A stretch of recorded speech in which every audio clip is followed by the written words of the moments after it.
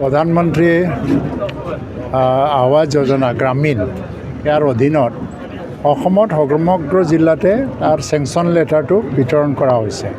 কেন্দ্ৰীয়ভাৱে পলাশবাৰীৰ পৰা মুখ্যমন্ত্ৰী আজি আৰম্ভ কৰি দিছে আৰু তেখেতৰ ভাষণৰ পৰা PMAY গ্ৰামীণৰ সম্পৰ্কে বিথংকৈ জনগণৰ ৰাইজে জানিবলৈ সুযোগ পাইছে। প্ৰায় 3,88,000 বেনিফিচিয়াৰীসকলক আজি চেংচন লেটাৰ বিতৰণ কৰা হ'ল আৰু বাক্সা জিলাৰ ভিতৰত প্ৰায় 3টা আমি যদি তামোলপুৰটো নতুনকৈ জিলা আৰু 2টা বিধানসভা সমষ্টি সাঙুৰি লৈ পেলাই বাক্সা জিলা আৰু গোটেই মিলাই পেলাই তামোলপুৰ আৰু মানাছ ইয়াতে 5,427 বেনিফিচিয়াৰীয়ে আজি চেংচন লেটাৰটো পাব। আৰু ইয়াত যিটো জনোৱা হৈছে আমাৰ যিবিলাক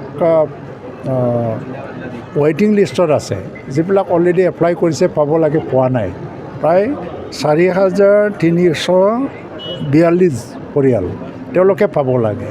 তাৰ কাৰণেও মুখ্যমন্ত্ৰী অলৰেডি কৈছে যে প্ৰধানমন্ত্ৰীৰ লগত আলোচনা হৈছে, তেওঁলোককো দিয়াৰ কাৰণে ব্যৱস্থা কৰিব আৰু জীৱিকা সখীসকলে আজি জিঅ' টেগিঙৰ কাৰণে যাব, তেতিয়া মানে জিঅ' টেগিং কৰি পেলাই ফাইনেল লিষ্টটো বনাব লাগে।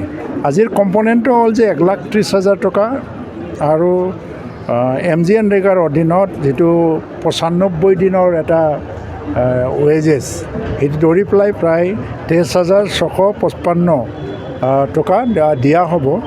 আৰু লগতে স্বচ্ছ ভাৰত মিছনৰ অধীনত টয়লেট এখন আৰু JJMৰ অধীনত বিশুদ্ধ খোৱা পানীৰ ব্যৱস্থা আৰু প্ৰধানমন্ত্ৰী উজ্জ্বলা আঁচনিৰ অধীনত গেছ কানেকশ্যন দিয়া হ'ব।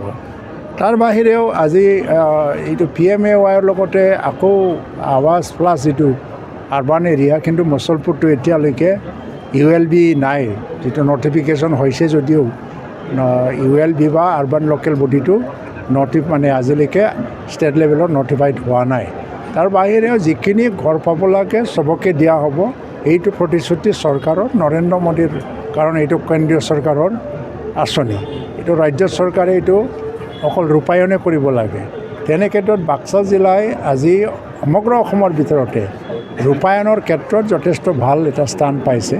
টপ নহয় তথাপিও ভাল, প্ৰায় 90+% তেওঁলোকে ৰূপায়ণ কৰা বুলি আমি জানিবলৈ পাওঁ।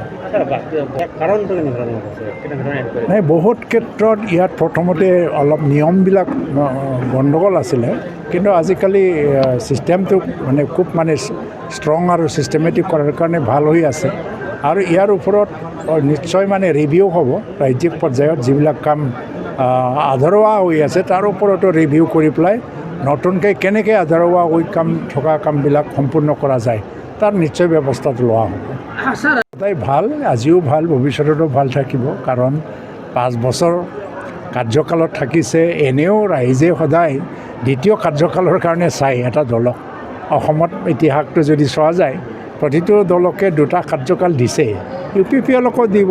আৰু আমাৰ যিহেতু দিছপুৰত আমাৰ বুজাবুজিটো এতিয়াও মজবুত হৈ আছে আৰু দিল্লীটো মজবুত হৈ আছে। 2জন MPয়ে NDAৰ সহযোগী হিচাপে তেওঁলোকে কাম কৰি আছে।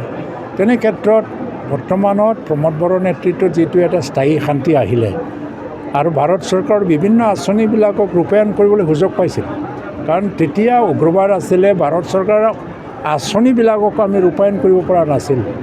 ঘৰ বান্ধিব লাগে, ৰাস্তা বনাব লাগে, কোনো আশা নাছিলে, কোনো ইঞ্জিনিয়াৰে কাম নকৰে।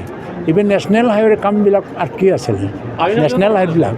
এতিয়া এই পৰিস্থিতিটো চাই পেলাই ভাৰত চৰকাৰ, অসম চৰকাৰ চবেই ভাবিছে যে এই স্থায়ী শান্তিৰ ছাত্ৰতে আমি যিসকলে ভাল কাম কৰি আছে এইসকলে থাকক, নিশ্চয় এইটো ভাবি আছে।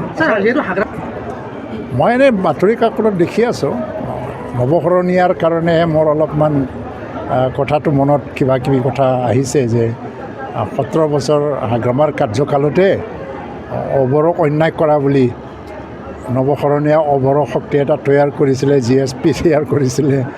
তাৰমানে এতিয়া আৰু নৱশৰণীয়া আগ্ৰামৰ লগত মিলি যাব। তাৰমানে আগৰ কথাবিলাক ভুল আছিলে, যে কোনোদিন বৈষম্য বা অন্যায়ে কৰা নাছিলে। নৱশৰণীয়া নিজৰ অভিযোগ, নিজৰ যুক্তিবিলাককে নস্বাত কৰি পেলাই নতুন ৰাজনৈতিক ধাৰা, তেওঁ আগতে যি 17 বছৰ বা 18 বছৰ যি কৈ আছিলে এইটো চব ভুল, এইটোৱে প্ৰমাণিত হৈছে।